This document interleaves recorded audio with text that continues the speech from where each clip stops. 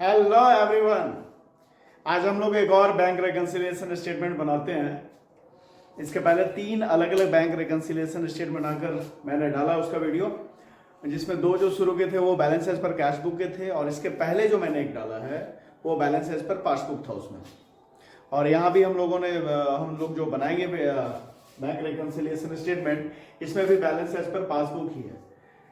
हर एक जो अलग अलग रिकंसिलिएशन स्टेटमेंट बनाया है हमने, उसमें हर एक में कोशिश किया है कि अलग अलग तरह के आइटम्स को इंक्लूड किया जाए रिकंसिलिएशन स्टेटमेंट बनाने में, जिससे कि आपका हर तरह के ट्रांजैक्शन में उसको कैसे रिकंसाइल करते हैं वो आप अच्छे तरह से समझ सकें। तो सबसे पहले तो फॉर्मेट,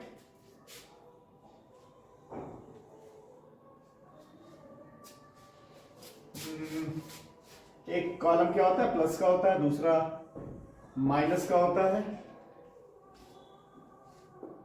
यहां पे लिख दिया आइटम्स, जिन जिन आइटम को रिकंसाइल करना है उसका डिटेल यहां पे लिखेंगे। फिर ये प्लस वाला कॉलम है, प्लस आइटम्स, और ये माइनस वाला कॉलम है, माइनस आइटम्स। बैंक रिकंसिलिएशन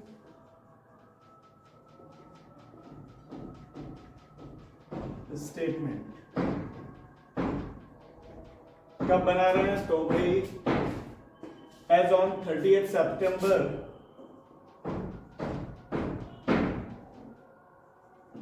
2022 हमारा है क्या? Credit balance as per passbook. Passbook का क्रेडिट बैलेंस यानी favourable balance, credit balance as per passbook कितना है? 8000। ये प्लस वाले कॉलम में लिख दिया क्योंकि फेवरेबल बैलेंस है। अब हम लोग रिकंसिलिएशन करेंगे। क्या करते हैं, अगर हम पासबुक का बैलेंस लेकर के चल रहे हैं तो उसी में ऐड और लेस करके हमें उसे कैश बुक के बैलेंस के बराबर कर देना है ना। जैसे कि कैश बुक का बैलेंस लेके चलते हैं तो क्या करते हैं, कैश बुक के उसी बैलेंस में, कैश बुक के बैलेंस में ऐड और लेस करके उसे पासबुक के बराबर कर देते हैं। तो यहाँ पासबुक का बैलेंस लेकर चल रहे हैं तो पासबुक में ही हमें ऐड लेस जो भी ऐड करना है, जो भी डिडक्ट करना है वो करेंगे, करके उसे कैश बुक के बैलेंस के बराबर करेंगे। ठीक है।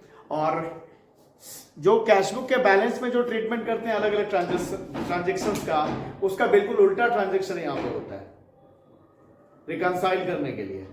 मतलब जो कैश बुक का बैलेंस लेकर चलने पर जिसे ऐड करते हैं उसे यहां पे लेस करेंगे, और जिसे वहां पे लेस करते हैं वहां यहां पे उसको ऐड करना है। तो अब ट्रांजेक्शन क्या है ये check deposited but not credited ₹3000।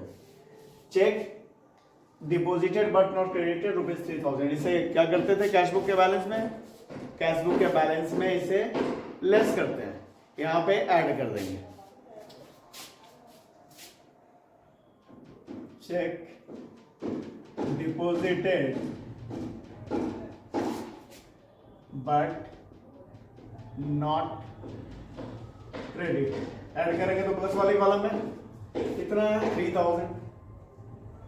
अच्छा, क्यों ऐड कर रहे हैं समझ के देखते हैं कि अभी हमें क्या देखना है, कैश बुक में क्या इम्पैक्ट पड़ा होगा इसका। चेक जैसे ही जमा किया होगा तो कैश बुक में उसे वो जितना जमा किया उसको बढ़ा दिया होगा, और जो यहाँ क्रेडिट नहीं हुआ तो यहाँ तो घटा हुआ है, तो यहाँ उसके बराबर करना है तो क्या करना पड़ेगा, यहाँ पे चूंकि कैश बुक बढ़ा हुआ है तो इसमें उसे ऐड करना पड़ेगा, इसलिए ऐड किया।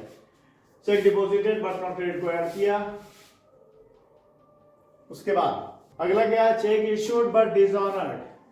ठीक है, चेक इशू किया लेकिन वो डिसऑनर हो गया, तो इससे क्या करेंगे, इसे अगर आप ये कैश बुक का बैलेंस लेकर चलते तो इसे हम ऐड करते, तो यहां पे क्या करेंगे, यहां पे डिडक्ट करेंगे, क्योंकि जैसे ही चेक इशू हुआ होगा, डिसऑनर तो चेक बैंक में आने के बाद हुआ है ना, तो वहां तो चेक इशू किया होगा तो कैश बुक को घटा दिया गया होगा। तो यहां पे क्या करना होगा, इसे पासबुक को लेके चल रहा है बैलेंस, तो पासबुक के बैलेंस को कैश बुक के बराबर करने के लिए क्या करेंगे, क्योंकि कैश बुक घटा दिया गया है तो इसे भी यहाँ पे घटा देंगे तो लेस करेंगे। Check issued but dishonour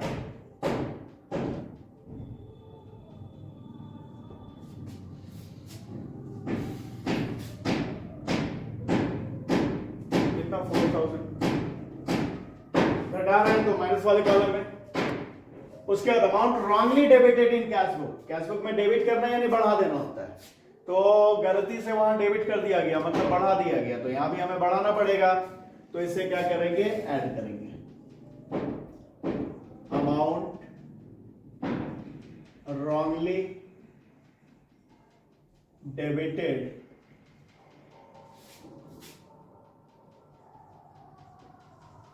in cash book, क्या कर देंगे भाई, तो ऐड कर देंगे।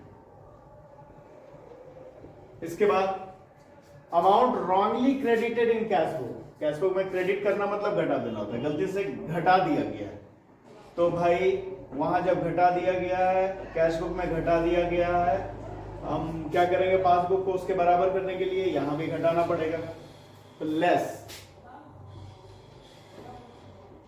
Amount wrongly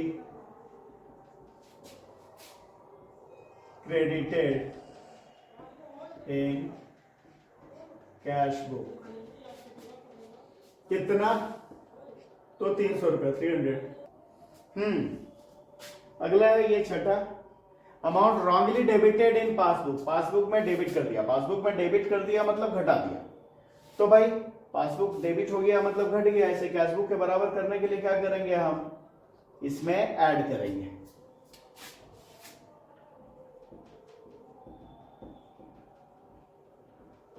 amount wrongly debited in passbook, कितना, तो 200 रुपये, ऐड करेंगे तो प्लस वाले कॉलम में। फिर है amount wrongly credited, amount wrongly credited in passbook, गलती से पासबुक में क्रेडिट कर दिया, पासबुक में क्रेडिट किया यानी बढ़ा दिया है, बढ़ा दिया है तो पासबुक बढ़ गया, तो भाई इसे कैश बुक के बराबर करने के लिए क्या करेंगे, पासबुक बढ़ गया मतलब साफ है कि कैश बुक घटा हुआ है, तो इसे क्या करेंगे, हम घटा देंगे, amount wrongly credited in passbook को लेस करेंगे, less amount wrongly credited in passbook, ये कितना है, 400 रुपये, 400, ये लिख लिया हमने। अगला, check issued but not recorded in cash book, इसे कैश बुक में क्या करते थे, डिडक्ट करते थे, ठीक है, तो यहां पे क्या करेंगे, यहां पे हम ऐड करेंगे, add check issued but not recorded in cash book, तो इसे ऐड करना है, कितना है भाई, 1000।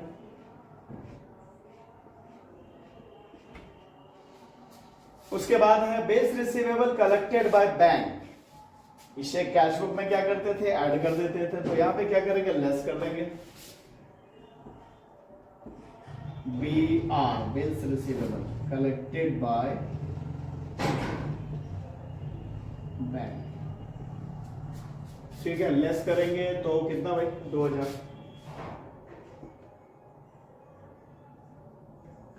इसके बाद amount directly deposited in bank by customer, कोई कस्टमर हमारा बैंक खाते में जाकर सीधे जमा करा दिया है, तो इसे कैश बुक का बैलेंस लेकर बनाते हैं, तो इसे ऐड करते हैं, तो यहां पे इसे क्या करेंगे, लेस करेंगे,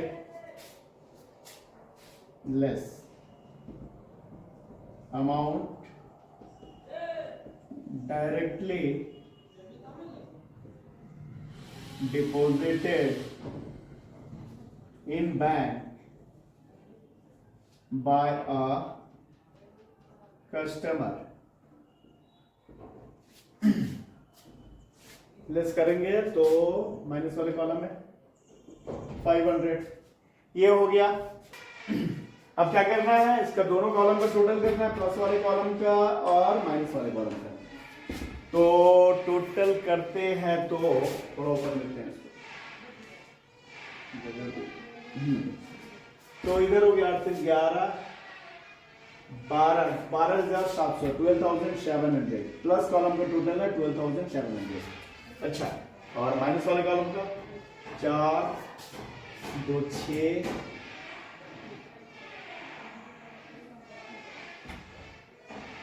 4 3 7 12 हो गया, 3 4 7 7,200 रुपया हो गया माइनस कॉलम का टोटल। कैसे? 4 4 2 6 और 4 3 7 12, ठीक है, 7,200 माइनस कॉलम का टोटल। तो भाई प्लस वाले कॉलम का टोटल ज्यादा है, यानी जो बैलेंस निकलेगा वो फेवरेबल बैलेंस निकलेगा। और जब बैलेंस एज पर पासबुक लेकर हम चल रहे हैं तो जो बैलेंस निकलेगा हमारा वो क्या निकलेगा? बैलेंस एज पर कैश बुक। तो क्या करना है यहाँ पे ज्यादा वाला अमाउंट, ज्यादा वाला 12,700 है, जो कि प्लस कॉलम वाला है उसे ही लिख दिया दोनों में 12,700। अब 7,200 में 12,700 7,200 घटा देते हैं तो बच कितना रहा हमारा? 500 और तो 5,500। ये हमारा जो निकला, ये निकला बैलेंस एज पर कैश बुक या डेबिट बैलेंस एज पर कैश बुक, ठीक है, डेबिट बैलेंस एज पर कैश बुक 5,500। तो ये एक रिकंसिलिएशन स्टेटमेंट और बन गया। इस वीडियो में इतना ही।